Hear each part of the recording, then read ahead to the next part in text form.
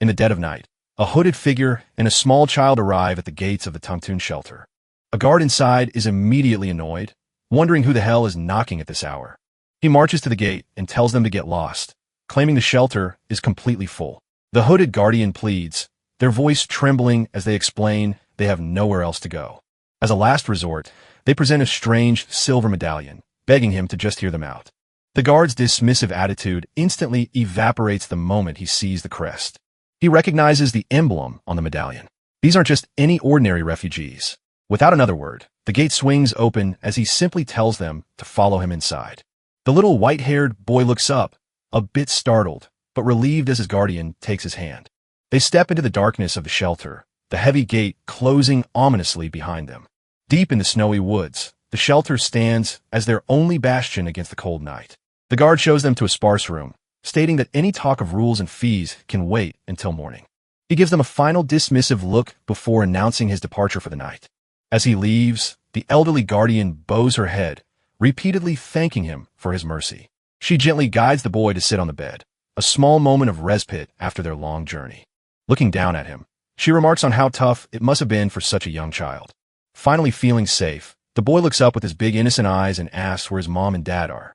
The guardian freezes, a bead of sweat trickling down her face as the heart-wrenching question hangs in the air. Forcing a gentle smile, she lies, telling him his parents will be here soon if he just gets some sleep. The boy, completely trusting her, gives a small, hopeful smile and agrees to rest. As the boy sleeps, the elderly guardian watches over him, but a violent cough racks her body. She looks down at her hand, realizing she's covered in her own blood. Her time is running out. With her last breath, she prays that this child at least gets to be happy. Her strength finally gives out, and she collapses silently onto the edge of his bed. A short while later, our boy stirs from his sleep, sensing that something is terribly wrong. He sits up and gently tries to wake the guardian, asking if she's fallen asleep. But as he touches her, he feels something wet and looks down at his own hand in confusion. His eyes widen in horror as he sees her blood on his palm, the grim reality crashing down on him. He desperately shakes her, screaming her name, but there's no response from her lifeless body. In the silent aftermath of his grief, a strange, ethereal light begins to fill the air. The boy's cries attract some unwelcome attention as a man and woman appear in the doorway, looking utterly unimpressed. The man just scoffs, complaining about the sheer inconvenience of someone dying in a shelter. While his wife wonders what to do with the kid, his eyes land on a young woman named Pauline, and he gets a trash-tier idea. Since their hair is similar, he'll just dump the kid on her. And just like that, our boy is reassigned, ordered to start working alongside Pauline from this day forward. As the couple walks away, the woman grumbles that this isn't a charity, but her husband just sees a new source of income. Turns out this royal charity shelter is a complete sham, a wicked place that exploits children for profit while pocketing government funds. Pauline looks over at the silent boy, her eyes reflecting his small, lonely figure. She approaches him gently, trying to break the heavy silence by asking for his name. She introduces herself as Pauline, bluntly stating that from now on he'll be coming with her. Our boy just looks up, still too lost in his grief to respond, his entire world having crumbled in a single night. Pauline looks at the broken child, her expression hardening with resolve. She sits beside him, admitting she can't imagine his pain. But one thing is certain, his only mission from now on is to survive. No matter what this hellhole throws at him, she promises that if he can just endure, a chance for happiness will eventually come. With a gentle smile, she holds out her hand, offering him a new beginning. After a moment of hesitation, our boy finally takes it, his first small step out of despair. And so began his new life, begging on the streets with Pauline posing as his mother. Even though their bond was created for begging, she looked after him with genuine care. She became his fierce protector, shielding him from bullies and the dangers of the streets. With Pauline always by his side, our boy finally felt like he wasn't alone in the world anymore. 5 years flash by in an instant, and we find a more mature Pauline waiting on a park bench. She's waiting for our boy, who now affectionately calls her Pauline Mom. Suddenly, a cheerful voice calls out her name. It's our boy, now an 8-year-old named Rowan. They share a tender moment on the bench, both telling each other they worked hard today, but the peaceful atmosphere shatters when Pauline reveals that she'll be leaving soon. She explains she's found a job as a maid in a noble's mansion, a real shot at a better life. Rowan, trying to be brave for her, just smiles and says he's relieved, confident she'll do well anywhere. Pauline can't help but playfully mess up his hair, telling him to worry about himself for once. With a bittersweet smile, She thanks him for the past 5 years they've spent together. Rowan's mind floods with memories of how she always protected him, his one and only shield against the world. He tries to convince himself that he should be happy for her, but the tears just won't stop falling. The dam breaks as he realizes everyone he's ever cared for has left him, and now she's leaving, too. Pauline suddenly grabs his face, snapping him out of his despair and forcing him to look at her. She tells him that just because no one is physically there doesn't mean he is truly alone. Placing a hand on his chest, she explains that real loneliness only comes when your heart is empty. She urges him to keep everyone he's lost inside his heart and remember how much they loved him. With a tear rolling down her cheek, she promises that she will always be with him in that special place. And just like that, sometime later, our boy stands alone as he recalls that his Pauline mom has left. He remembers her parting words, her advice to look into his heart whenever he felt abandoned. Taking a deep breath, he places a hand on his chest, determined to open the eyes of the heart and feel her presence once more. And as he focuses, a swirling vortex of blue energy gathers within him. He finally achieves it. Entering the profound state known as the eyes of the heart, his perception shifts and his spiritual eyes burst open to a brand new world. He's dumbfounded, realizing he can see everything even without his physical sight. It's a beautiful cosmic scene, and for the first time, he can feel the flow of the world itself. Reaching out, he can sense the lingering presence of his mom, dad, Helen, and Pauline. A wave of relief hits him as he finally understands that he was never truly alone. With tears of pure gratitude, he thanks his Pauline mom, promising to never forget her. But life moves on, and a new day at the shelter begins with the usual harsh wake-up call. A full year has passed since Pauline left, and our boy continues to endure. Our boy Rowan sits alone wondering how his Pauline mom is doing since he hasn't heard from her in a year. Life goes on, and he's been assigned to the best begging spot, Zone 1, because he brings in the most cash. A man named Blake claps him on the shoulder, telling him to do his best and not to worry. Turns out this is Blake, the zone's supervisor, who took a special interest in Ran after hearing his tragic story. He was even the one who first told Rowan that the glowing lights he sees are actually manna. Rowan, desperate for a kind figure in his life, smiles and says he'll be counting on his new Hyom. But with his spiritual eyes, Rowan sees something else. Blake is a swordsman whose mana is unsettlingly dark and murky. Mana, he learned, is the very source of all life and energy in the world. It's a beautiful, invisible force that everyone breathes, unknowingly affecting the flow of the world. Blake warned him it was dangerous. But for Rowan, who can see it plain as day, ignoring it is impossible. And so, our boy Rowan's new life as a beggar begins, his small cup slowly filling with coins. He puts on his most charming face, thanking the kind ladies for their generosity. The women are absolutely smitten by the adorable white-haired boy, but Rowan is secretly training, trying to get used to seeing both the physical world and the flow of mana at once.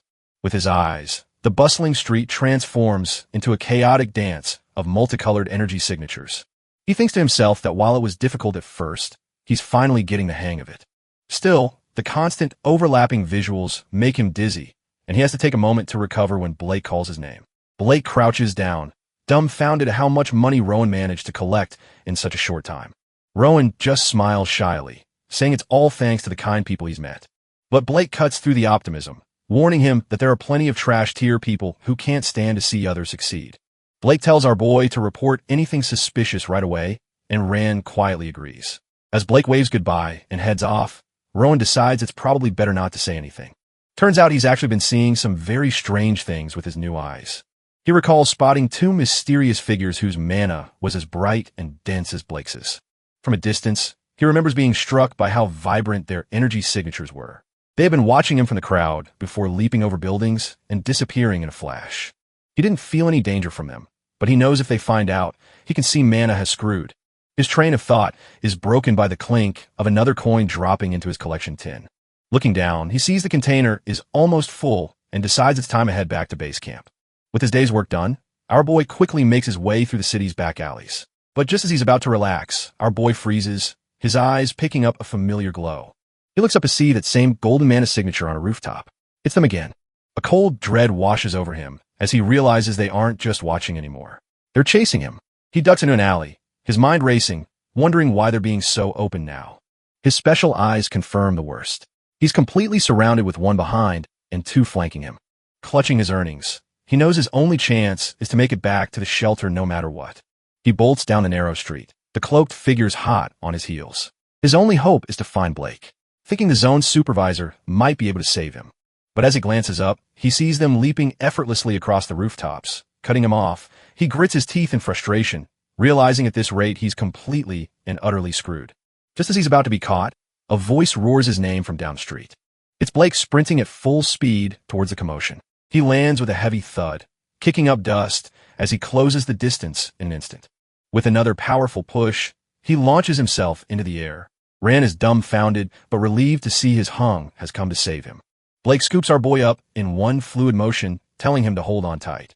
In a jaw-dropping display of power, he leaps clear over the buildings, soaring through the sky. He glances back, realizing those cloaked pursuers are already on their tail. Blake decides their only option is to make up a line for the shelter. Even in this chaos, he reminds Rowan not to drop his coin, because if he does, he won't eat. Blake lands safely, but notices our boy Rowan is completely zoned out, wondering what's wrong with him. He quickly ushers Rowan towards the shelter, telling him to head inside first. Blake explains that due to a safety issue, all the kids are being recalled, so Rowan just needs to rest. Seeing Rowan is still in a daze, he gives him a little tap on the head to snap him out of it. He reassures the kid that the pursuers won't come this far and tells him to pull himself together. But as the door closes, Rowan isn't scared. He's absolutely dumbfounded. He covers his mouth, his mind reeling from the unbelievable sight he just witnessed. It all clicks into place for our boy. He finally understands what he saw. With his eyes of the heart, he saw exactly how mana circulated through Blake's body as he moved. He witnessed how concentrating that raw power into his limbs allowed for those explosive, superhuman leaps. It wasn't just raw power. Our boy saw the intricate pathways the mana took like lightning through a body. He recalls how Blake's explosive leaps were fueled by this very energy. A secret now laid bare before him. A spark of determination ignites in his eyes. If Blake can do it, then maybe he can too. Standing alone, Rand decides to try and replicate what he saw. Starting by breathing in the mana around him, he focuses, pulling the shimmering energy into his body and beginning to circulate it just like he witnessed. The goal is to condense this power, storing it within himself to be unleashed when needed. With his eyes closed, a wave of understanding washes over him. He's absolutely sure of it now. A confident smirk spreads across his face as he realizes he's just figured out the basics of using mana. He can barely contain his excitement, eager to test out this newfound power as soon as possible. Suddenly, two other kids appear, confused about why everyone was called back, but Rowan can only shrug equally in the dark. The shelter manager bursts in, slamming the door and yelling for quiet. He tells the kids not to worry, explaining the sudden recall is nothing serious. They're just to wait in their dorms until an inspection is over. Though no one knows how long that'll take, but then his eyes lock onto one person in the crowd, calling out Rowan's name. With a dead serious expression, the manager orders him to pack his things. He's being moved. A short time later, our boy silently follows the manager, clutching the few possessions he owns. They arrive at a massive stone gate where the manager tells him to wait by the side. The manager then meets with another official, handing over some papers and speaking in hushed tones. Rowan watches from a distance, completely clueless about what's being decided for his future. Deciding he can't just stand by, he closes his eyes and activates his mana vision to see what's really going on. Through his mana vision, our boy overhears the official asking if he's the kid who does street fundraising. The manager confirms, adding that the director seems to favor Rowan, possibly because of his looks. The conversation then shifts to an incident in Zone 1 involving the Union and two runners. Rowan's ears perk up at the mention of two runners. His mind immediately flashes back to the people he helped escape. He puts two and two together, realizing with a jolt that they must be talking about them. Suddenly, the official spots him and calls him over, snapping Rowan out of his thoughts. The man gestures for Rowan to follow him, his face completely unreadable. Without a word, our boy follows the official through the pristine corridors of the main building. They head up a grand staircase, the silence only adding to Rowan's growing anxiety. Finally, they stop in front of a large, ornate door, leaving our boy to wonder what lies behind it. The official pushes the door open, calling out a name as he guides a nervous Rowan inside. They enter a lavish office where a stern-looking woman sits behind a large desk, clearly expecting them. The official tells our boy to greet her, explaining that she'll be the one managing him from now on. He formally introduces the woman as Amy and then introduces Rowan, adding that the kid probably can't even read. With the handover complete, the official promptly leaves Rowan alone with the intimidating woman. Amy cuts right to the chase, asking his age. When Rowan says he's almost 10, she seems shocked he's illiterate. Our boy admits he never learned, and Amy scoffs, saying, "That's just what you'd expect from a trash-tier dorm kid." But then she leans in telling him she'll teach him to read, and that while he must call her teacher in class, he can call her Nuna outside of it. Ran is completely dumbfounded by this sudden offer of kindness and asks why on earth he needs to learn to read. Amy is shocked he doesn't even know about the reading recital. Realizing she has to explain the entire situation from scratch, Amy explains that reading recital are a fancy hobby for high-class folks like authors and nobles. Our boy asks if they do that here, and she confirms they perform for the sponsors. She then reveals the ultimate prize, a special recital for a single kid, which is a one-way ticket to getting adopted. Leaning in close, she's surprised to see this kid doesn't even flinch, thinking he's not easily intimidated. In a shockingly gentle move, she pats his head, leaving Rowan completely stunned by the kindness. With the lesson over, she simply tells him to follow her. She leads him into a room with other kids, introducing him as Rowan and warning him to get along with everyone. Pointing to a corner, she tells him that's his new spot. Before leaving, she gives him one last command to stay quiet, then shuts the door behind her. As Rowan marvels at having his own wardrobe, one of the other boys quietly approaches him from behind. The kid asks if Rowan really came from the dorms, completely shocked when our boy confirms it. He introduces himself as Theo, admitting it's his first time ever seeing someone from the dorms, and starts introducing his friends. He points out the rest of the crew, Noah, Hayden, and Lilia. Seeing Ron's guarded stance, Theo reassures him they aren't like the other kids and won't hurt him. He explains that in this room, they don't have to do street fundraising. Their job is to manage the library. The word books hits Rowan like a lightning bolt, and the group gives him a warm welcome. Later that night, the orphanage is quiet under the starry sky, but our boy is wide awake in his new bed, his mind racing. Hess, remembering a time with Pauline when she told him that books hold all the world's knowledge. She had said his curious nature would make him love reading, sparking a deep desire in him to finally discover what a book really was. Drifting off to sleep, our boy whispers that his wish finally came true. All thanks to Pauline. Time passes, the seasons change, and Rowan's life is about to take another turn. Just like in the stories he's now reading, a new chapter of his life begins. Suddenly, someone calls his name, snapping him out of his book in the library's own one. It's his supervisor, Amy, who tells him to bring over the book he just finished. She reads the titles of the fairy tales he's been devouring, and her expression is less than impressed. Rowan catches a glimpse of her face and thinks he sees a flicker of something strange, almost like disappointment. But she just tells him he's done a good job and can now move on from fairy tales to the novels in Zone 2. Absolutely. Buzzing with excitement, Rowan asks if he can read a little more before bed, and she gives him a nod. He can't believe it. He's finally getting to read the books for adults in Zone 2, imagining all the amazing stories waiting for him. Our boy is like a kid in a candy store, overwhelmed by all the exciting new books in Zone 2. While browsing, his eyes lock onto a particularly thick, important-looking volume. The title mentions the Grafton Kingdom and something called the Union, which sounds vaguely familiar. He opens it to a map and is stunned to see just how small and remote his own corner of the world really is. Flipping through the pages, he learns about a great war that ended with the world being organized into 6 autonomous kingdoms. To maintain peace, a king founded the Union, an organization that's apparently kept the world stable for over 200 years. This makes Rowan wonder if they're the good guys. But then he remembers Blake from the Union fleeing the shelter. He realizes one thing is certain. The shelter and the Union are on terrible terms, and the shelter is hiding the truth about that day. A dark thought consumes him as he clutches the book. What exactly are they so desperate to keep secret? As his determination to find the truth solidifies, a brilliant teal mana begins to flare up from his hand. Our boy Rowan is getting a handle on his power, feeling the mana swirl around him as he practices in the library. He takes a deep breath, satisfied with his progress after putting a book back on the shelf. He knows it's not a complete mastery yet, but he's proud that he can now circulate mana while moving. He remembers his trash-tier days as a beggar when he could only sit still to breathe in mana. But the situation has changed, and he's been grinding hard to circulate mana, even while reading. Still, he's hit a wall. The mana density isn't increasing, but he resolves to just take it one step at a time. Suddenly, all the children are called to assemble with Amy and the shelter manager's wife standing at the front. The two women exchange a knowing, almost sinister look, ready to begin whatever this is. The manager's wife scans the crowd of kids, coldly assessing their condition to decide who gets picked.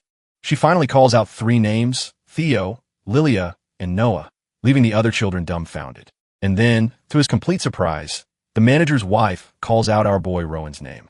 She leans in close, telling him he's not actually good enough for the reading recital, since he's just a beginner. But she adds with a creepy smile, his pretty face will make the event look nice, so his only job is to observe. Playing along, Rowan just bows his head and thanks her for the backhanded consideration. Amy then claps her hands, ordering the 10 chosen kids to get changed and head to the reception hall. As you'd expect, some of the other boys are seething with jealousy, muttering about how unfair it is. But all that saltiness vanishes when Rowan walks out in his new suit. Even Theo has to admit he looks amazing. Our boy thanks him for the compliment before Amy, with a smug look, points him to his designated seat. The 10 kids are all seated at a long, fancy table, looking less like readers and more like items on display. Just as they're getting settled, Amy announces that the guests have arrived and the real show is about to begin. The doors swing open and in walk the noble patrons with the shelter manager's wife ready to kiss some serious butt. But as they look over the children, one of the ladies, a blonde, noble woman, stops dead in her tracks, completely dumbfounded. Her mind flashes back to a cold day and a beggar's bowl filling with coins. She remembers a small, hooded boy with piercing teal eyes, thanking her for her kindness. It was our boy Rowan, back in his trash tier street days, and she'd been moved by his sincerity. Snapping back to the present, Rowan stands up and greets her with a beaming smile, genuinely thrilled to see the woman who helped him. The manager's wife is floored that Lady Caroline knows this orphan, but the noble woman just explains she saw him begging once. Lady Caroline gushes over how lovely Rowan has become, and the manager's wife shamelessly takes all the credit for his transformation. Falling for the act, the noble woman excitedly asks if Rowan could read for them, not knowing he was supposed to be a silent decoration. The manager's wife, caught in her own lie, quickly pivots and suggests Rowan could read just a little. And Lady Caroline is absolutely delighted by the idea. Lady Caroline reflects on the strange twist of fate, never expecting to meet that beggar boy again. Our boy Rowan is just as confused, wondering why seeing her again stirred up emotions he tried to ignore. It was an impulse he couldn't control. His heart just took over before he could think. Now standing before the guests, book in hand, he decides to roll with it. He looks up with a charming smile and begins his reading with a simple, heartfelt confession. The noble ladies are completely floored, swooning over his innocent and direct approach. Turns out our boy is secretly transferring mana through his voice, and it's hitting the mark perfectly, leaving a girl named Ver utterly speechless. But his enhanced senses don't stop there. He can hear absolutely everything. He perceives her quiet sighs, the sound of her tears, her nervous lip biting, and even the frantic rhythm of her heart. Meanwhile, Lady Caroline is blissfully unaware, thinking this is just a wonderfully blessed and beautiful recital. Rowan plays the part of the humble prodigy. While Lady Caroline and the director's wife are so charmed, they're already begging for an encore tomorrow. With the performance over, our boy slips away to the second library, his real work just beginning. He reflects on his performance, realizing that even with his special eyes, controlling mana flow is still limited by his trash-tier physical body. To fix that, he's not reading fairy tales. He's diving into complex books on the laws of movement and the human body. While searching for another text that might give him an edge, he stumbles upon a peculiar red book. Suddenly, Blake appears out of nowhere, teasing him for reading a book about understanding the sacred. Blake thinks our boy is just acting cool, saying it's normal for kids his age to be curious about this stuff. But Rowan is genuinely dumbfounded. Turns out Blake just heard about the recital and felt bad for missing it, so he came to check in on him. Rowan notes that Blake must have been on duty, but Blake admits he's just been swamped with other things lately. Crouching down, he gets serious, revealing that the thugs who used to bully Rowan are causing trouble again, and he's been busy dealing with them. Blake just melts, saying it's a shame Hell missed the recital. But Rowan's concern really lifts his spirits. But our boy's mind is racing. According to a book he read, someone like Blake is probably a bad person. He's completely torn because this guy has only ever been kind to him. So, does that make him a good person after all? The confusion melts away as Blake gives him a good old-fashioned head pat, and Rowan can't help but feel a little warm inside. He tells Blake not to worry about the recital, feeling confident that there will be plenty more chances in the future. As they part ways, Rowan genuinely warns him to be careful out there, but Blake just brushes it off with a casual, "You do your best, kid." He gives Rowan one last piece of advice. Read that weird book when he's not busy and not to overwork himself. And with a final click of the door, Blake is gone, leaving Rowan alone with his thoughts. His mind immediately flashes to what Blake said about the thugs, connecting him to a shady organization known as the Union. Staring out the window, Rowan can't help but wonder what a real, all-out battle between two mana users would actually look like. Our boy is lost in thought, a single question burning in his mind about his own capabilities. He wonders just how strong he's become and if he could even hold a candle to monsters like Blake or that Union thug. Deciding to test it out, he takes a deep breath and channels his mana directly into the mysterious red book. An intense surge of power flows from his hands, causing the ancient symbols on the cover to blaze with an eerie light. But the book clearly wasn't built for that kind of juice, and with a sudden rip, it tears clean in half. Rowan just kneels there, dumbfounded, thinking what a complete and utter waste that was. Just then, a knock echoes from a nearby door, and the vice principal's voice calls for him to enter. He walks in and politely asks why she summoned him, looking a little confused. The shelter manager's wife sits at her desk, hesitating for a moment before explaining the situation. Meanwhile, a trio of jealous girls are already gossiping about the fact that Rowan was chosen to be the main reader for the recital. Turns out, the other girls were throwing a fit, demanding that the reader perform solo because they didn't want any other noisy voices. The shelter manager's wife was clearly stressed by their demands, but steels herself, promising to do her best. Back in the present, she asks Rand if he can handle it, and our boy confidently agrees, telling her not to worry. Later, she gathers all the children, clapping to get their attention before announcing the special reader for the day. But in a shocking twist, she calls out the name Theo, leaving everyone, especially the blue-haired boy, completely stunned. Theo is dumbfounded, pointing to himself in disbelief as the woman confirms the selection and tells everyone to congratulate him. Despite expecting to be chosen himself, Rowan graciously claps and congratulates a thankful Theo. Theo blushes, telling Rowan that since he's so good at reading, he'll surely be sent to a good place soon. And just like that, Theo is escorted away by a man in a suit heading towards a bright, uncertain future. Rowan watches from the window, thinking it's a bit of a shame since Theo was a nice kid. But that feeling of disappointment wouldn't last long. It turns out Rowan's reading skills were so captivating that he became a local celebrity. He was constantly booked to read for noble ladies, leaving him with barely any time to himself. His schedule got so packed that the vice principal had to book him for both morning and afternoon sessions. She admits it's a tough gig, but his talent is just too high in demand to turn anyone away. Our boy, ever the professional, just smiles and says he's grateful that everyone enjoys his work so much. But then he cleverly plays the part of an exhausted artist, asking if he can get some fresh air during his break. The vice principal agrees, but sternly warns him not to wander beyond the backyard, which he happily accepts. The second he steps outside into the sunlight, however, his real motive comes to light. This wasn't about resting. It was a precious, stolen moment to secretly practice circulating his mana. With his eyes now glowing with power, he focuses, using every spare second to hone his newfound abilities. He visualizes his own body, mapping out every muscle and joint to draw a perfect path for his energy. With his core as the epicenter, he forces raw mana to flow through these newly imagined vessels. He knows it's all about willpower. Pure, unadulterated intent is needed to command the mana. A brilliant flash of light erupts from him as he successfully completes a full circulation. Our boy opens his eyes, the raw power still crackling in the air around him. He lets out a sigh, realizing the only issue left is his low mana density, and he thinks his own body is the bottleneck. But he quickly checks himself, remembering that building a flawless foundation is more important than a reckless rush for power. His mind flashes back to the day Blake had to carry his broken body all the way to the shelter. He recalls how even the Union members chasing them were losing steam, revealing a weakness in using stored mana. This memory triggers a new line of thought, and he begins to ponder the nature of accumulated mana. He remembers repelling external mana with his voice and wonders if he could actually control it.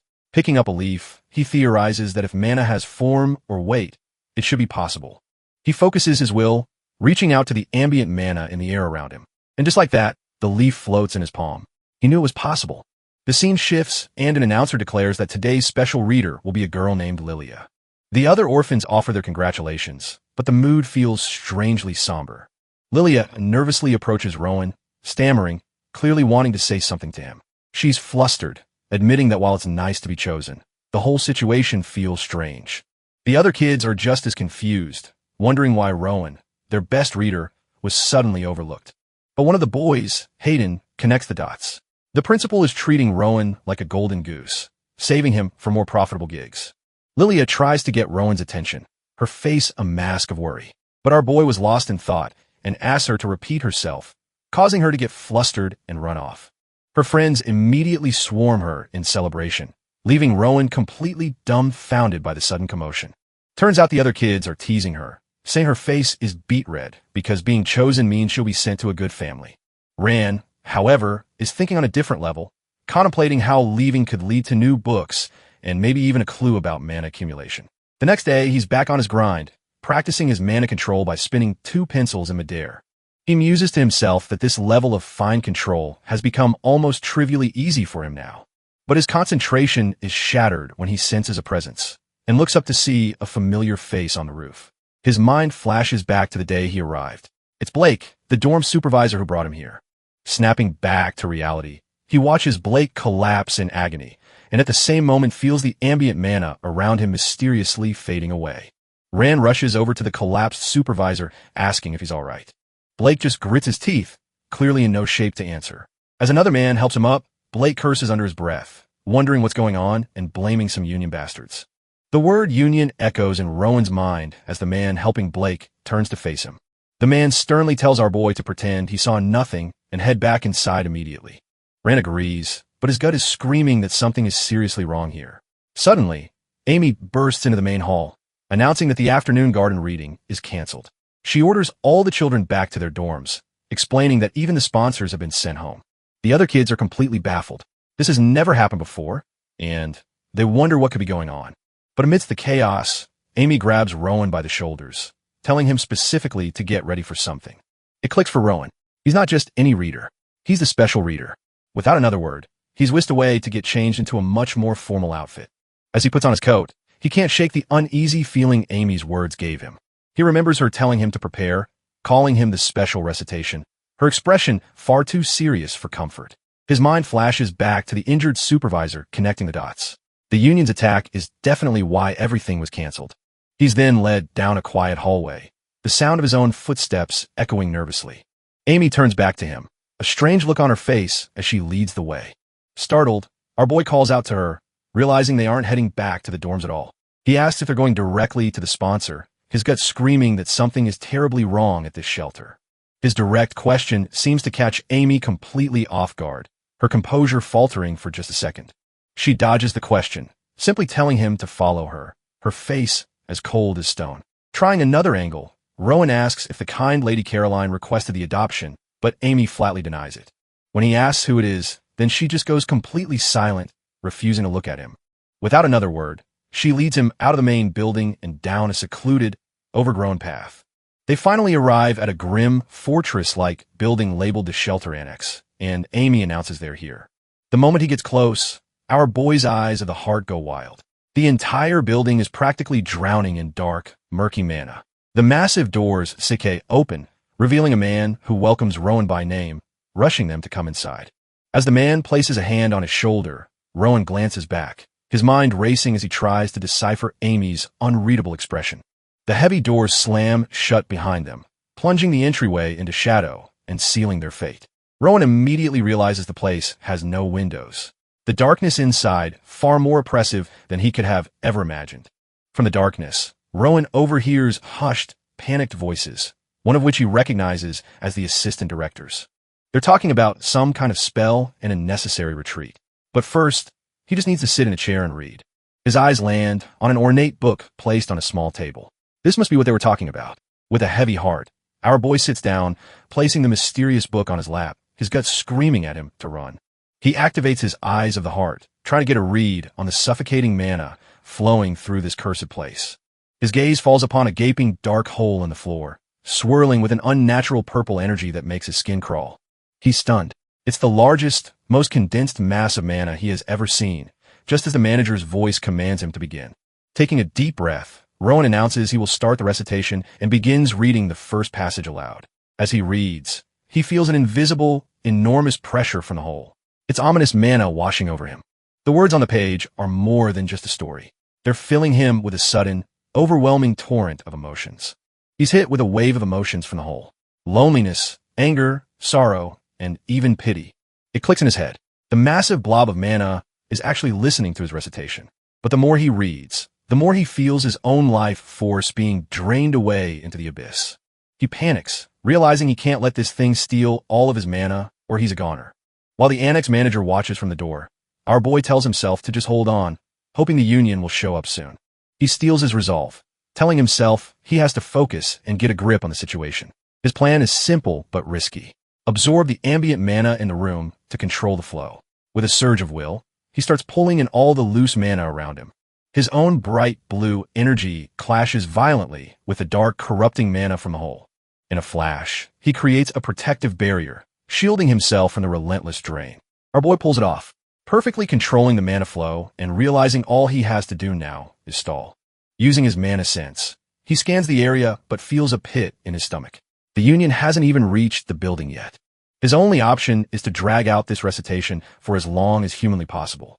Meanwhile, the annex manager and his wife are getting suspicious, wondering why the reading is taking so damn long. They agree that the fruit should be ripe by now and decide they have to go check on him. With his eyes closed, Rowan senses flare up as he feels the head mistress and her group start to move. He wonders if he's bought enough time, but a sudden surge of mana tells him something is wrong. His eyes snap open as he realizes with a jolt they're here. Turns out it's the annex manager, desperately trying to force open the massive sealed door to the ritual room. He curses the stupid things blocking his path and runs off in a panic. Our boy feels the mana signatures vanish, realizing they've all gone underground. He stares down into the darkness, wondering what kind of messed up secret they're hiding down there. Meanwhile, the annex manager gets his face absolutely rocked by a brutal backhand.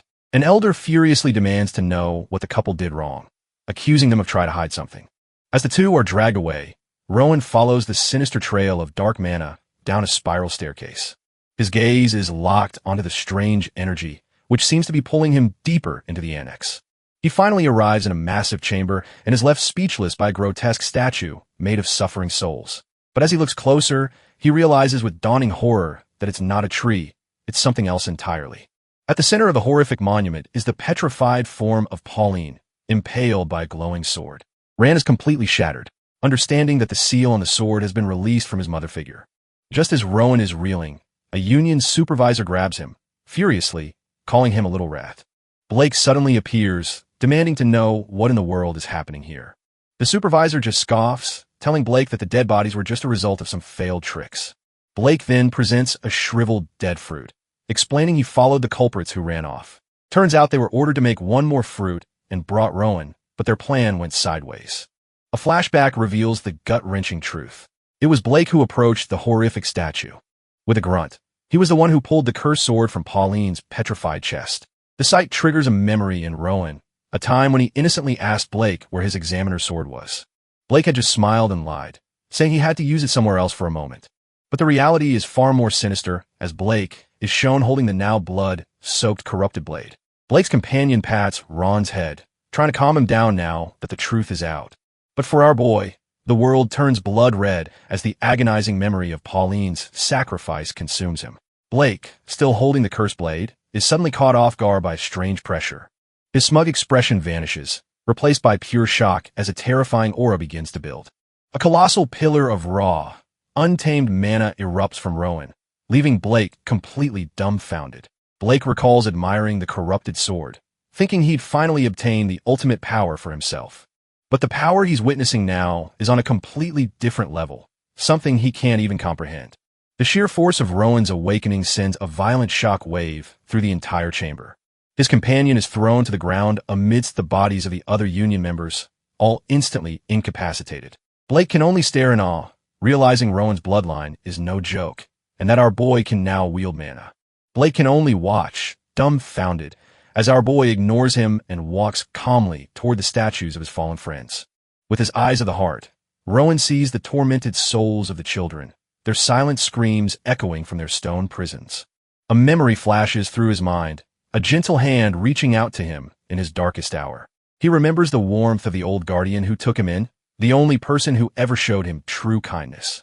In that memory, he feels her hand on his chest, a final loving gift of her own life force. Fueled by love and rage, Rowan unleashes that power, and a brilliant light of purification engulfs the petrified orphans. The dark magic shatters under the overwhelming force as the stone casing around Pauline begins to crack and fall away. But as his power surges, his mind is suddenly flooded with horrifying visions of a burning city and a bandaged child crying in despair. He sees a mysterious figure standing amidst the carnage, a man who looks disturbingly familiar. The man turns, a flicker of confusion on his face, as if he's just woken up to the hell he's standing in, leaving Rowan completely lost. Rowan is left wondering if this vision is a glimpse of his past or a terrible future he's destined to create. He snaps back to the present, his young mind completely overwhelmed by the apocalyptic scene he just witnessed. The power surge becomes too much, and he feels his consciousness slipping away, desperately trying to hang on for just a little longer. But just as he's about to fade, a warm and familiar mana begins to flow into him, a feeling he's longed for. Suddenly, a forgotten memory surfaces the face of the woman who was like a mother to him. He remembers her gentle touch and realizes he had completely forgotten the source of this warmth. Her final lesson echoes in his mind. As long as he keeps the departed in his heart, he will never be truly alone. She had taught him that if he just looked inside himself, he would understand how much he was truly loved. He recalls her simple instructions to close his eyes, feel, and look inside his own heart. And now he finally understands. The mana she left him is a constant reminder to protect what's precious. He remembers her warm hand in his, a promise of protection that he had long forgotten. In his heart, he recalls a time when he and Pauline walked together, believing their bond was eternal. But reality crashes back in as Blake presses a sword to his neck, sarcastically asking if the tearful reunion is over.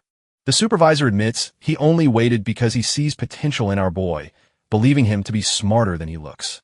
He blames the other grunts for messing things up, but now he's here to make a direct offer. Blake looks him dead in the eye and asks if Rowan will come with him willingly. The choice is simple.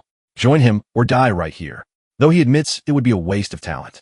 Blake explains he'll be sent to another farm to manage children who are turned into trees, learning the ropes under him. To put it simply, he's being offered a membership in an organization called Little. Blake reveals Little is a group that uses black magic to change the world, and Rand is being recruited to serve their leader. Rand connects the dots, asking if Blake's brother is the mastermind behind the horrifying trees. Blake scoffs at his fierce expression, revealing his own job is merely to supervise the creations of the high priests.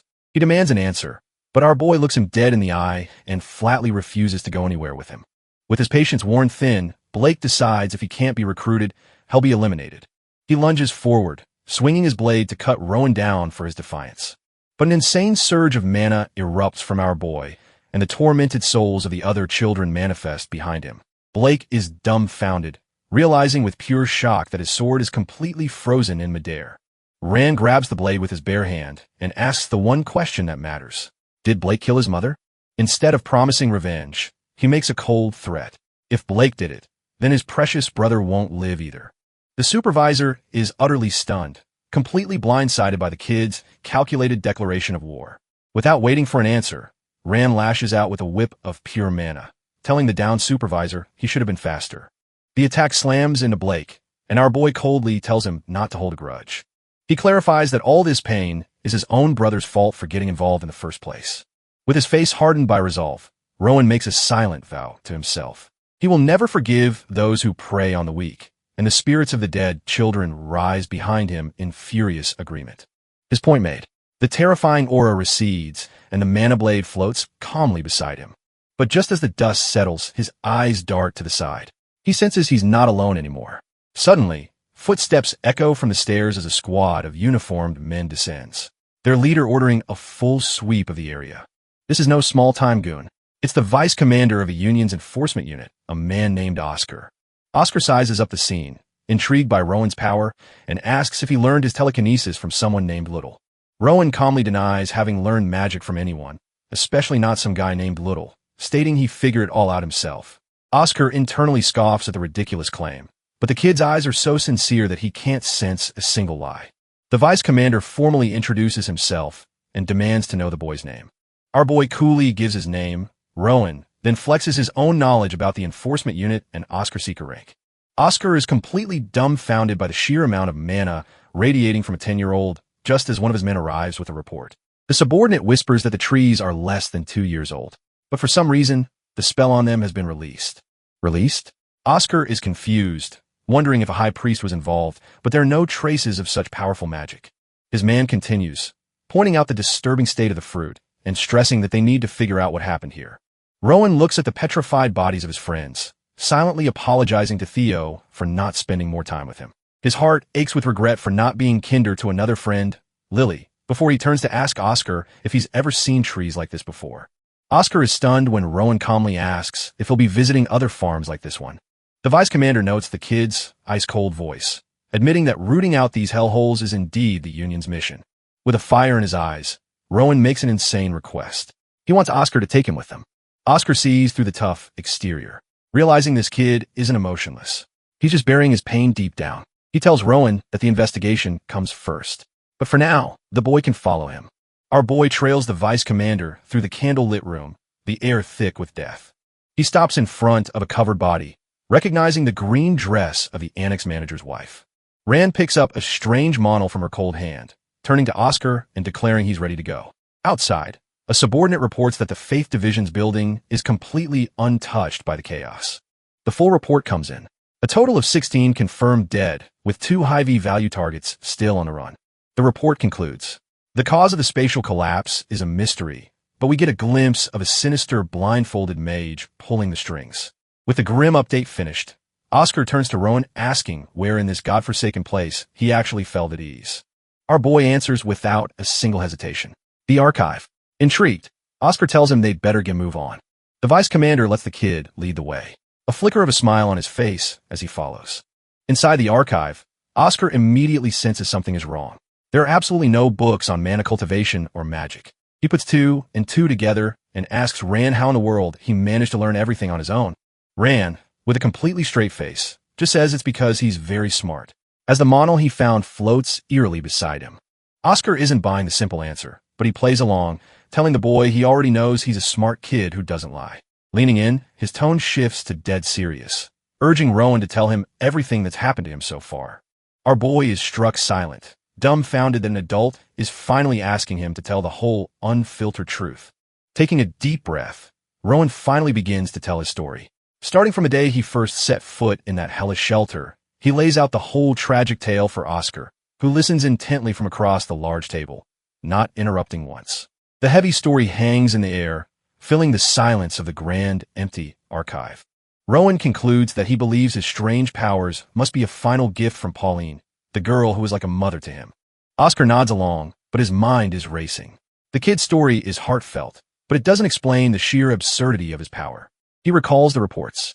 Blake was a skilled mana user he personally knew of, yet this untrained kid wiped the floor with him. Even now, the boy uses Heil telekinesis like it's breathing, showing no fatigue, a talent so immense it's impossible it went unnoticed. Seeing the vice commander deep in thought, Rowan flips the script and asks what the tree the villains mentioned really is. Oscar's expression turns grim as he explains it's the core of a dark magic ritual, a horrific mechanism fueled by human life. The tree absorbs the life force and mana from its victims to create a crystal called the fruit, a cursed condensation of life itself. Oscar presents the shriveled, grotesque fruit, telling Rowan this is the one he started but didn't finish. He explains this cursed item is a mana booster, a hot commodity on the black market for mages desperate for power. Rowan then asks why the villains even needed his recitals, and Oscar theorizes it was a condition to stabilize the tree and improve the fruit quality. A memory flashes in Rowan's mind. During his recitations, the tree itself seemed to listen, just as captivated as the audience. He realizes the tree stabilized because it was made of people, and his words must have soothed their trapped souls. Oscar is genuinely impressed by this insight, admitting it's the exact angle the Union has been investigating. He then gestures to the crystal Rowan is levitating, finally giving the boy's power a name, telekinesis, a type of magic. Our boy is dumbfounded, realizing he's been using magic all along, and Oscar notes his control is extraordinary for a beginner. After confirming Rowan's age, Oscar pivots, reminding him that he wanted to join their cause. But he cuts deep, asking why Rowan would ever trust the Union after being so brutally betrayed by the very people who pretended to care for him. Rand admits he doesn't trust the Union completely, but there's something else at play. He explains that his gut tells him Oscar is a good person, someone who seems bright and clear. The vice commander is completely dumbfounded, questioning if that's really his only reason for trusting them. He gets serious, stating that joining their ranks isn't a simple decision, and they can't just let an outsider in. Rand immediately thinks it's about his powers, but Oscar cuts him off, insisting there are things more important than ability. Our boy's ears practically droop with disappointment, looking utterly dejected by the rejection. Seeing his reaction, Oscar quickly tries to clarify that it's not that there's something wrong with him. The real issue, he explains, is that making exceptions isn't easy, and Rowan is simply too young for this line of work. But Rowan's eyes harden, challenging him on whether age is truly more important than what he can actually do. Oscar internally concedes the point. The kid's talent is exceptional, and he did defeat Blake, but that's a separate issue entirely. Oscar explains that in the Union, countless decisions are made based on experience, something that only comes with age. Rowan immediately challenges him, asking if HEZ calling his judgment immature, but Oscar backpedals, saying they've only just met. Looking stressed, Oscar decides to change tactics and treat this as a mock interview to test the kid's character. He asks why Rowan killed the supervisor, and our boy explains it was self-defense since the man was about to crush his head just like he did to others. Oscar presses him, questioning if his judgment was clouded by anger, reminding him that he still killed 2 people. Rowan admits he won't deny his actions, but reveals his anger actually gave him clarity, showing him the countless other children that Monster had already victimized. He continues with cold resolve, stating that he doesn't have the right to decide if a man like that should be given a second chance. Oscar's gaze narrows, posing a sharp question. If he can't grant a second chance, what gave him the right to kill? Our boy's logic is simple and brutal. The man took lives, so it was only fair he lost his, and Rowan just happened to have the power to deliver that justice. But he covers his face in a moment of vulnerability, admitting that he still acted on his own judgment and would accept any consequences without complaint. Oscar leans in, pressing one final time. Was killing the supervisor truly the only option? Our boy's voice cuts through the silence, declaring that someone simply had to do it. With his mana-filled eyes glowing, Rowan flips the question, asking if that isn't the very reason the Union was created. The vice commander is completely dumbfounded, stunned by the sheer weight and logic of the kid's comeback. He reflects on the Union's stated purpose, to uphold the highest values and achieve its essential mission. But the true ideal was always simpler, to create a peaceful world where the next generation could have hope. Oscar admits to himself that the boy's insight is impressive, but it's a chilling maturity for someone so young. He changes the subject, revealing a shadowy organization called Grave and confirming that Rattle was one of them. Oscar explains the Union is currently fighting this threat, hinting that Rowan's help could make all the difference. Seeing our boy's confusion, he cuts to the chase with a direct order. Go to the Union. Oscar lays down the terms. If Rowan wants to be accepted, he's got to prove he's not some trash-tier kid. Without another word, he leads our boy to a grand gate where a unit of Union agents is already waiting. The vice commander's eyes are sharp and focused as he prepares to address his troops. The unit is full of hardened faces, including a stoic woman with the distinct pointed ears of an elf.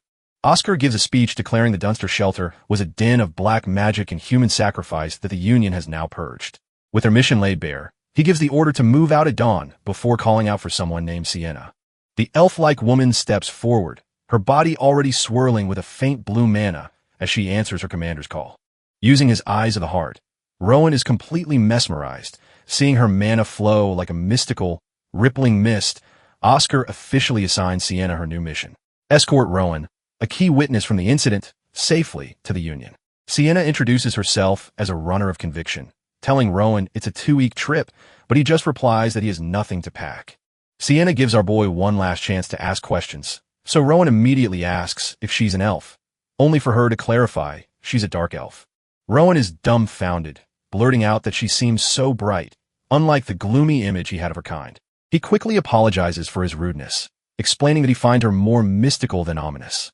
Sienna seems unfazed, suggesting that his unique perception is probably because of his own special bloodline. With the pleasantries over, Oscar lifts Ran onto a horse with Sienna, bidding him farewell until they meet again at the Union. Our boy, ever the formal gentleman, wishes the entire unit a safe journey, getting a hearty laugh out of the hardened soldiers. And with that, Sienna and Rowan ride off into the moonlit night, beginning their long 2-week journey. After some time, they make camp for the night, settling down by a warm fire in the quiet woods. Sienna suddenly holds something out to Rowan, catching his attention as he stares at the object in her hand. Turns out she noticed his blade was unshaved and decided to give him a proper leather sheath for it. Rowan thanks Sienna for the thoughtful gift, but admits calling her by her title, Runner, feels a bit strange. He then throws out the idea of calling her sister, which she immediately shoots down as being a bit too much. Our boy is just trying his best to find a comfortable way to address his new guardian. Finally, He lands on a perfect solution. Since Hez joining the union, he'll call her senior. Sienna, seemingly a bit flustered by his earnestness, just tells him to do whatever he wants. As they settle back down, Rowan's dagger and its new sheath suddenly begin to float in the air around him. Her sharp eyes immediately lock onto the phenomenon, her expression turning serious. She tells him his ability is truly exceptional, leaving the kid completely dumbfounded by the floating blades. Rowan recalls that Oscar called it psychokinetic magic, and Sienna agrees it's probably a good idea to pretend that's what it is. But when he asks what his power truly is, she admits she's never seen anything like it before in her life. She explains his power is like that of the legendary ancient elves, a raw ability to control mana without any incantations. Our boy learns that these ancient elves were the originators of the entire elven race, a truly ancient power. Sienna then adds that just from his unique eye color, it's clear his parents must have been extraordinary people.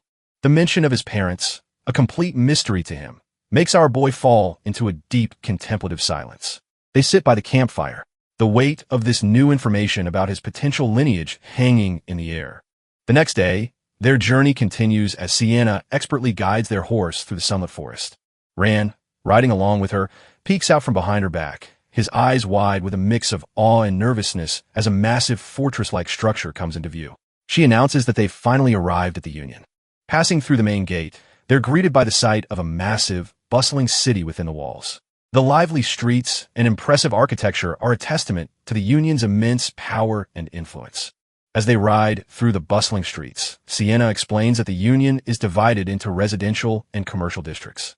It's a melting pot, she continues, gathering supplies and people from every race across the lands. Rowan wonders why it's called the most fortified place on the continent. And Sienna reveals it's not just because of the walls, but the god-tier warriors who live here. This place is known as the Sword of the Continent, a concentration of force that keeps the entire kingdom in check and protects its people. Our boy is left speechless, finally grasping the sheer scale of power he's just walked into. Sienna finally pulls the horse to a stop, announcing that they've reached their destination.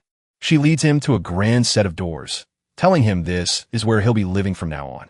The massive doors swing open, revealing a serene and beautiful estate inside. They walk through the peaceful grounds, a stark contrast to the chaotic city they just left behind. Suddenly, a deep voice cuts through the air, thanking Sienna for her hard work as a man with a heavily tattooed arm comes into view. The tattooed man is formally introduced as Lazarus, the Union Administration Director. Lazarus looks our boy over, noting that this must be the infamous Rowan. He then asks Rowan if they could have a private word, leaving Sienna behind. The two find themselves alone in a ridiculously lavish room, dripping with gold and sunlight. Rand can't help but admit that the sheer opulence of this place is dazzling. Lazarus explains that this is the heart of the kingdom's power and that Rowan's own potential shines brighter than anyone he's ever seen. With his unique eyes, Rowan feels the overwhelming aura coming off the director, wondering just how powerful this man really is. Lazarus finishes his assessment and prepares to get to the real reason he called Rowan here. He extends his tattooed hand, asking Rowan to let him see his power firsthand. Our boy is stunned for a second before Lazarus takes his hand, ready to gauge his true strength. The moment their hands connect, Rowan's eyes of the heart activate and the world dissolves into a sea of mana. Hez absolutely stunned, witnessing a torrent of raw power coursing through the director's tattooed arm. The level of control is god tier. Lazarus handles mana with a precision Rowan never thought possible. Our boy immediately realizes his own skills are trash tier compared to this masterclass in mana manipulation. As humbled, but also thrilled, understanding now that he's just a guppy in an ocean of sharks. But then Lazarus shatters the moment, bluntly asking if the report about him stealing a brooch is true. Rowan internally clarifies that it was his grandmother's, and Lazarus simply asks to see the reclaimed item. Our boy is taken aback, completely unsure why the director is suddenly interested in his keepsake. He's silent for a beat, trying to figure out what this powerful man is really after. Rand is left utterly dumbfounded, completely confused by this bizarre turn of events. Rand is completely trapped, realizing their mana is so deeply connected he can't even move. He's dumbfounded by the director's insane level of control, where every movement is packed with immense power. Lazarus seems to be testing him, seeing if our boy can withstand the crushing pressure of his mana. Suddenly, the intense pressure vanishes and Lazarus gently returns Rowan's wallet. The director lets out an amused chuckle, a slight smile playing on his lips. He's genuinely impressed, remarking on Ron's amazing ability to use telekinesis without any spells. Ran internally admits he got sloppy, copying the director's mana flow out of pure curiosity. Lazarus takes the wallet, his expression turning serious as he prepares to inspect its contents. Inside is the silver brooch, the very keepsake his grandmother left him. As Lazarus focuses on the item, his eyes glow with power, sensing something extraordinary about it. Ran is left wondering, certain he felt the director's overwhelming mana waver for just a moment. Lazarus hands back the brooch, thanking Rowan for seeing it, and warmly tells him to ask anything he wants. Our boy cuts right to the chase, asking if he's the strongest person in the Union, but Lazarus just laughs it off.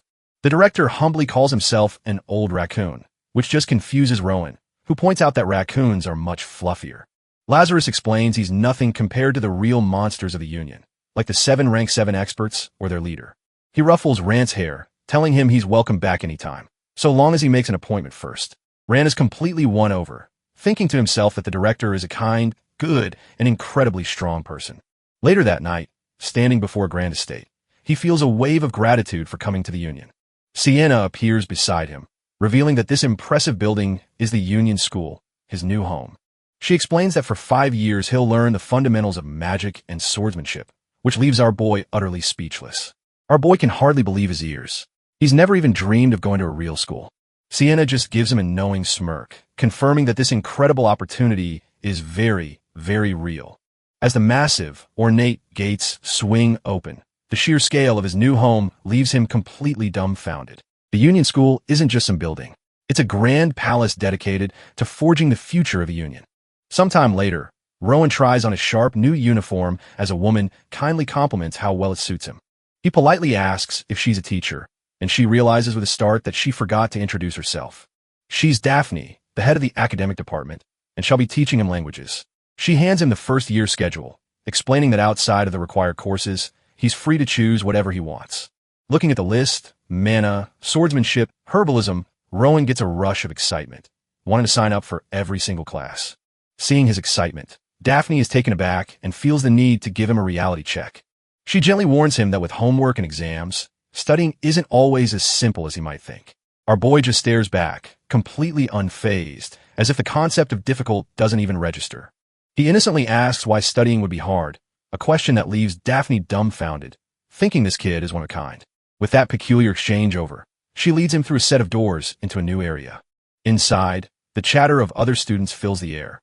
As they get settled before class begins, Daphne brings him to a massive lecture hall, revealing the true scale of the academy he's just joined. Rowan takes it all in, his expression one of pure wonder at this entirely new world. For a boy who grew up on the streets, this formal classroom is more magical than any fantasy. Using his eyes of the heart, our boy scans the lecture hall and immediately confirms his suspicion. Just as he thought, every single student here has mana that's way denser than his own. He sighs, knowing the problem is his trash-tier body. Just as Daphne begins to introduce him to the class, she gives him an encouraging look and prompts him to say a few words to his new classmates. Standing before the entire hall, Rowan isn't nervous in the slightest. This scene is oddly familiar. He can't help but smirk, thinking this is no different from his old job reading aloud for nobles. With a voice that carries a strange, captivating power, he introduces himself as Rowan from the Tungtoon shelter. He finishes with a disarmingly charming smile, saying he looks forward to his time with them. But his simple introduction has a bizarre effect, leaving Daphne completely speechless and stunned. The other students watch silently as our boy calmly walks through the lecture hall to find a seat. He takes his place completely unfazed by all the eyes on him, ready for whatever comes next. Daphne, still a bit flustered, starts the lesson and immediately calls on Rowan to read from the literature textbook. He confidently confirms he can read, having learned at the shelter, and Daphne tells him to begin. But as Rowan opens the book, he's dumbfounded. The text is a bizarre, nonsensical script he's never seen before. A memory flashes through his mind of his old teacher, Amy, reading a ridiculous fairy tale about a hairy bride. He realizes with a jolt that this isn't a normal textbook. It's the exact same story Amy used to test him. As he begins to read, his mana-infused voice instantly captivates the entire class, leaving them spellbound. Even Rowan is surprised, wondering why he felt so nervous about this book when reading it feels so natural. He realizes the story as a curse, and he unconsciously saw himself in the tragic characters he was reading about. A memory of Amy flashes by, He laments that without her, he'll never know what she truly felt or intended for him. Back in the present, he continues reading, thinking that understanding people is the hardest lesson of all. As he narrates the character's relief, the entire class is silent, completely captivated by the raw emotion pouring out of our boy. Soon, the room is filled with sniffles as every single student, and even Rowan himself, is moved to tears. The teacher, Daphne, is also a wreck, clasping her hands together as she weeps, utterly stunned by his performance. As sunlight streams through the window, she can only think one thing. An absolutely amazing child has arrived. When the class finally ends, a group of students immediately walks over to Rowan, still looking impressed. They shower him with praise, saying his reading made the story feel alive and that they've never seen Daphne praise anyone so much. Our boy is caught off guard when another student approaches him with a determined look.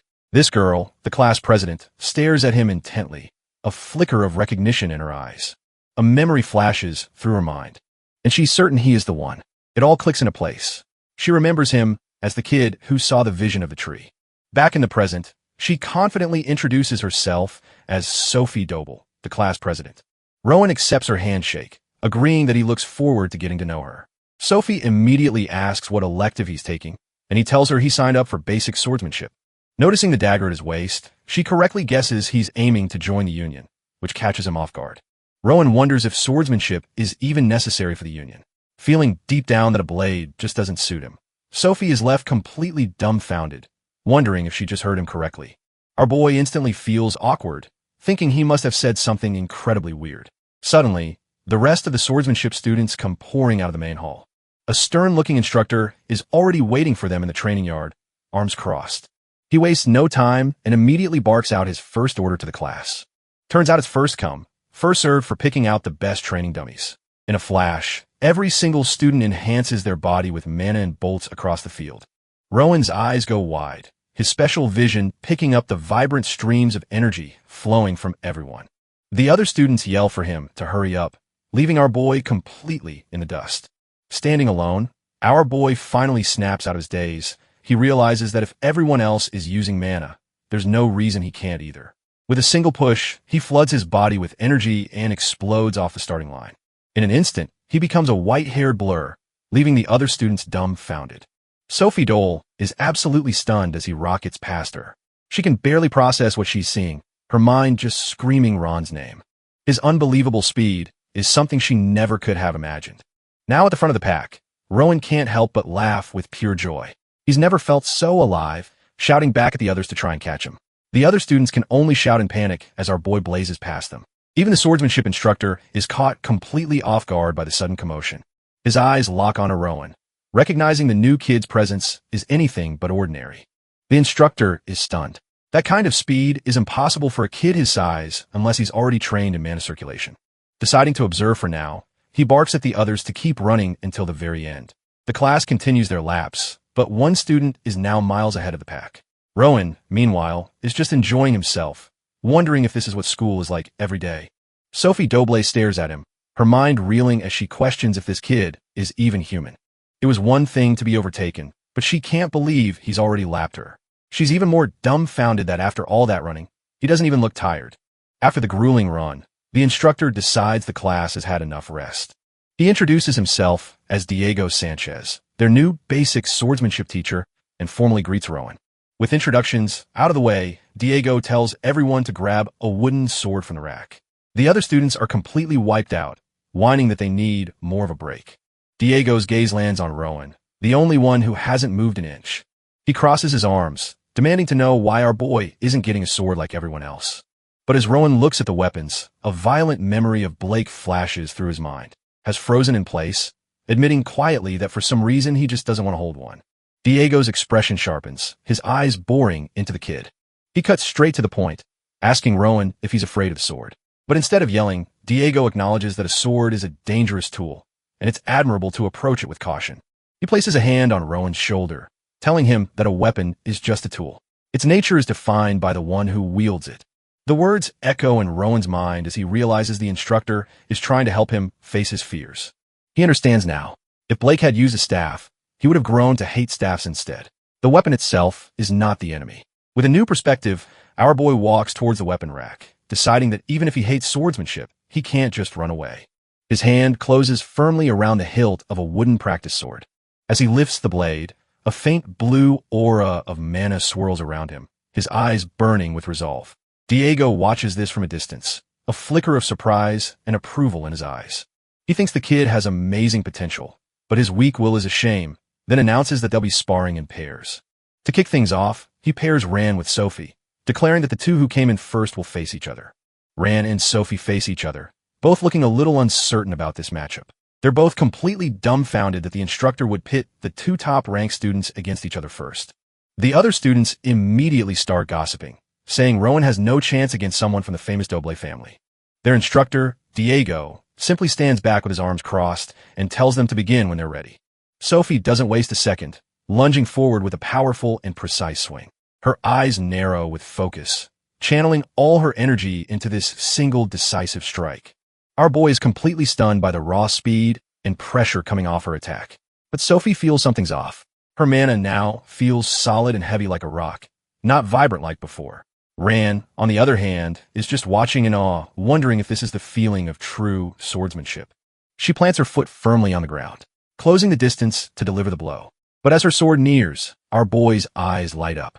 He's decided he wants to truly learn this time. Both Sophie and the instructor Diego are left completely dumbfounded by his sudden change. Sophie can't believe it. His stance is a perfect blend of offense and defense, impossibly stable for a beginner. She grits her teeth, telling herself she absolutely cannot lose at swordsmanship after he already beat her in the run. With the pride of the Doble family on the line, she grips her sword tighter and vows that she will not be defeated. But Rowan meets her strike heat-in, effortlessly parrying the blow with a clean, fluid motion. Sophie's eyes go wide in utter disbelief. Her all-out attack was just brushed aside like it was nothing. Our boy just stands there calm and collected, having completely neutralized her assault. He realizes he didn't just dodge. His eyes are showing him exactly where her sword will go next. Undeterred, Sophie regains her footing and prepares to launch another attack. Refusing to give up, she goes Allen, launching a desperate 3-hit combo aimed at his chest, shoulder, and head. But our boy Rowan effortlessly dodges each strike, his eyes seeing the path of her blade before she even moves. In a flash, he counters, and Sophie freezes as his wooden sword stops right her throat. She's completely stunned, trembling as she stares at the blade that could have ended it all. Just as Rowan brings his sword down in a final arc, the instructor screams for them to stop the match. Rowan's eyes widen slightly as he halts his attack, his expression calm and collected.